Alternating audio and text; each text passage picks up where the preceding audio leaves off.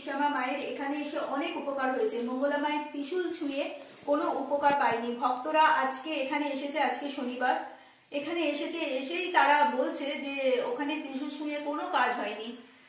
সেই জন্য বলছি যে মঙ্গলার ওখানে গিয়ে যেহেতু ত্রিশূল ছুঁয়ে কাজ হয়নি, তাহলে শিবশ্যামা মায়ের এখানে তাদের কাজ হয়েছে এবং এসেছে, সেটাই আমাদের দেখতে হবে যে এখানে কাজ হয়। এবং জাগ্রত প্রদীপের তেল নিয়ে অনেকের অনেক কাজ হয়েছে।